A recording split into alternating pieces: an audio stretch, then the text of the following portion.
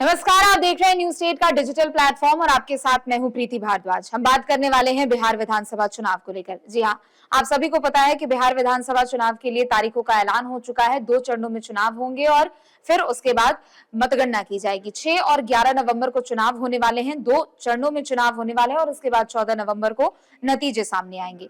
बिहार विधानसभा चुनाव को लेकर सभी पार्टियों की ओर से बड़ी तैयारी की जा रही है और जमीनी स्तर पर पूरी तैयारी यहां पर एक तरीके से कर ली गई है। चूंकि चुनाव के तारीखों के ऐलान होते ही प्रदेश में आचार संहिता लागू हो चुकी है और ऐसे में जितनी भी सौगातें थी, जो योजनाएं थी, जो एक तरीके से बड़ा तोहफा राज्य को देना था, चाहे वो कोई भी राजनीतिक पार्टी के लिहाज हो, हालांकि जो सत्ता में पार्टी रहती है उसी की ओर से योजनाओं का उद्घाटन किया जाता है, लेकिन इसके अलावा जितने भी वादे थे, चाहे वो विपक्षी पार्टियों की ओर से किए गए हों, उन सभी पर अब विराम लग चुका है। चूंकि अब जितने वादे थे या जितनी बातें थी, हम जितने चीजें करने चाहिए थे वो सभी चीजें हो चुकी है। लेकिन ऐसे में अब बस इंतजार है तो अगले महीने का 6 नवंबर को और 11 नवंबर को 2 अलग अलग चरणों में मतदान यहाँ पर होने वाला है और फिर 14 नवंबर को नतीजे घोषित किए जाएंगे।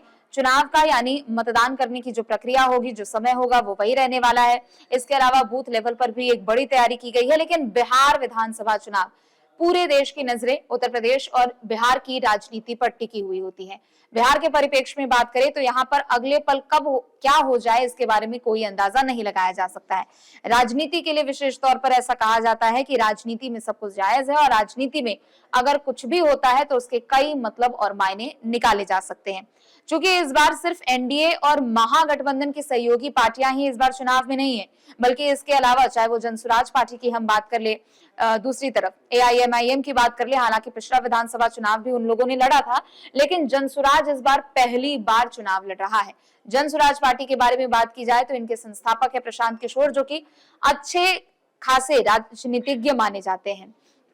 2014 के लोकसभा चुनाव के समय में हमने देखा था कि प्रशांत किशोर ने प्रधानमंत्री मोदी के लिए एक विशेष कैंपेनिंग की थी और बकायदा बताया था कि किस तरीके से इलेक्शन को कवर भी करना है, इलेक्शन का कैंपेन किस तरीके से करना है और पूरी एक जो रणनीति है चुनाव को लेकर, वो तैयार उन्होंने लोकसभा चुनाव में की थी। और आप समझ सकते हैं कि जिसने प्रधानमंत्री के चुनाव के लिए कैंपेनिंग की, जिसने पूरी रणनीति बनाई है, जब वो खुद अपनी पार्टी लेकर चुनावी मैदान में उतर रहे हैं तो कितना बड़ा सियासी फेरबदल हो सकता है और कितने ज्यादा समीकरण बदल सकते हैं।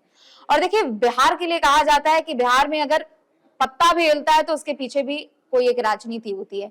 243 विधानसभा सीटें हैं और अलग अलग क्षेत्रों की ये सीटें हैं। आप में से बहुत लोग बिहार की राजनीति को अगर आप देखते होंगे और पास से समझते होंगे तो आप समझ पाएंगे कि बिहार में अभी इस वक्त क्या माहौल बना हुआ है और कितना ज्यादा हलचल यहाँ पर लोगों के बीच में भी है।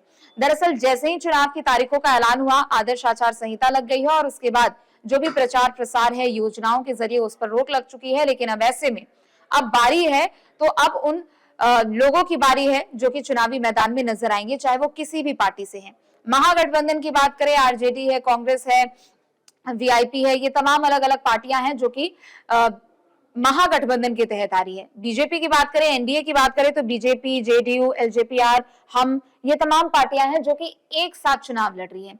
सीटों को लेकर, सीट शेयरिंग को लेकर हालांकि एक तरफ बात हो रही है, लेकिन दूसरी तरफ इन 2 गठबंधनों के अलावा जो कयास लगाए जा रहे हैं वो ये है कि क्या प्रशांत किशोर की पार्टी का गठबंधन यानी जनसुराज पार्टी का गठबंधन एआईएमआईएम के साथ हो सकता है, असदुद्दीन ओवैसी की पार्टी के साथ हो सकता है। पिछले विधानसभा में भी असदुद्दीन ओवैसी की पार्टी की ओर से कई यहाँ पर उम्मीदवार चुनावी मैदान में उतरे थे, लेकिन कुछ लोगों को जीत मिली थी। लेकिन हाँ, उन सीटों पर सियासी समीकरण जरूर बदले थे और जो सीट शेयरिंग का जो मुद्दा इस बार गहराया हुआ है वो इसी मुद्दे को लेकर है। क्योंकि देखिए, बीजेपी हो यानी एनडीए हो या महागठबंधन हो, उनकी ओर से तो पूरी तैयारी यहाँ पर तेज कर दी गई है। लेकिन दूसरी तरफ प्रशांत किशोर भी इस बार बिहार के चुनावी मैदान में अपना किस्मत और अपनी किस्मत आजमा रहे हैं, अपना दावपेच भी वो लगाते हुए नजर आ रहे हैं। और इसकी शुरुआत जो है वो उन्होंने दरअसल आज से 2 साल पहले ही कर दी थी। आप लोगों में से अगर जितने लोग भी प्रशांत किशोर को फॉलो करते होंगे, उनकी आइडियोलॉजी को फॉलो करते होंगे, तो आप समझ सकते हैं कि कितने जमीनी स्तर पर प्रशांत किशोर ने कितने समय पहले से यहाँ पर तैयारी शुरू कर दी थी। लेकिन जब प्रशांत किशोर से भी पूछा गया कि वो इस चुनाव में क्या समीकरण देखते हैं, चूंकि एक पॉलिटिकल एनालिसिस्ट के तौर पर, अगर पॉलिटिकल एक्सपर्ट के तौर पर उनसे पूछा जाए तो उन्होंने साफ तौर पर कहा कि उनकी पार्टी पहले नंबर पर रहने वाली है। लेकिन एआईएमआईएम को लेकर उन्होंने कहा कि इस बार वो समीकरण शायद चुनावी मैदान में नजर नहीं आ सकते हैं, जो कि पिछले बार के विधानसभा चुनाव में देखने को मिले थे। उनसे पूछा गया कि क्या आप AIMIM के साथ गठबंधन करना चाहते हैं, तो उन्होंने साफ तौर पर कहा कि वो AIMIM के साथ या फिर असदुद्दीन ओवैसी के साथ गठबंधन नहीं करना चाहते। चूंकि देखिए, गठबंधन पहले से दो है। बिहार विधानसभा चुनाव की बात करें, एक तरफ NDA है, एक तरफ महागठबंधन है, लेकिन अगर तीसरे गठबंधन की बात करें तो उन्होंने खुद असदुद्दीन ओवैसी पर कटाक्ष किया।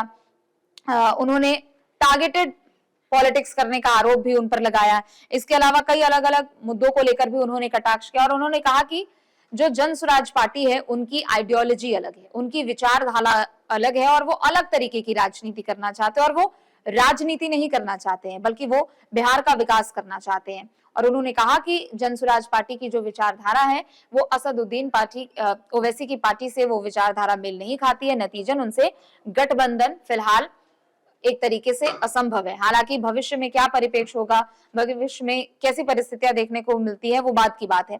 लेकिन अगर जन स्वराज पार्टी के बारे में बात की जाए, हमने देखा कि कई मंचों से लगातार प्रशांत किशोर, चाहे वो राहुल गांधी हो, इसके अलावा प्रधानमंत्री नरेंद्र मोदी हो, तेजस्वी यादव हो, लालू प्रसाद यादव हो, सभी लोगों के खिलाफ उन्होंने काफी ज्यादा हमला बोला है और कई अलग अलग सार्वजनिक मंचों पर उन्होंने अपनी नीतियों को भी साफ किया है कि अगर उनकी पार्टी सत्ता में आती है, हालांकि वो दावा तो कर रहे हैं कि पहले नंबर की पार्टी उनकी रहेगी, लेकिन अगर उनकी पार्टी सत्ता में आती है तो सबसे पहली और सबसे बड़ी बात तो ये होगी कि ये बहुत बड़ा सियासी बदलाव होगा कि पहली बार अगर कोई पार्टी विधानसभा चुनाव लड़ रही है और उसमें अच्छी खासी सीटें उनको मिल जाए, अच्छा खासा वोट उनको मिल जाए, तो वो प्रदेश में अगर अपनी सरकार बना लेंगे तो पहले बार के हिसाब से अगर देखा जाए तो ये बहुत बड़ा सियासी फेरबदल होने वाला है। लेकिन उसके इतर अगर बात करें, JDU को भी लेकर जब उनसे सवाल किया गया तो प्रशांत किशोर ने यही कहा कि 25 से भी कम सीटें JDU जीतने वाली है। देखिए, बिहार में इस वक्त सीट शेयरिंग का जो मुद्दा है वो गहराया हुआ और NDA में भी पेच फंसता हुआ नजर आ रहा है। चिराग पासवान यानी LJPR की अगर हम बात कर ले तो लगभग 40 से 45 सीटों की वो मांग कर रहे हैं। हालांकि खुलकर उन्होंने बोला नहीं है, लेकिन जो कयास लगाए जा रहे हैं और जो सूत्र बता रहे हैं वो 40 से 45 सीटों की बात कर रहे हैं। हम की बात कर ले तो उधर जीतन राम मांझी 15 सीटों की मांग करे, चूंकि बीते दिन उन्होंने ट्वीट किया था और उन्होंने रामधारी सिंह दिनकर की कविता को कोट करते हुए कहा कि दो न्याय अगर तो आधा दो, अगर उसमें भी अगर बाधा हो 15 ग्राम दे दो। यानी 15 ग्राम को उन्होंने सीट को लेकर यहाँ पर उस कॉन्टेक्स्ट में ट्वीट किया और जाहिर सी बात है कि कयास लगने शुरू हो गए कि 15 सीटों की मांग उनकी ओर से की गई है। बीजेपी और JDU की बात करें तो यहाँ पर 100 से ऊपर सीटें, 110, 105 हो सकती हैं ये सीटें और इतनी सीटें JDU को मिल सकती है, ऐसी अभी उम्मीद जताई जा रही है। लेकिन NDA में भी फिलहाल अभी पेच फंसता हुआ नजर आ रहा है और इसी पर प्रशांत किशोर ने कहा है कि JDU 25 से भी कम सीटें जीतेगी।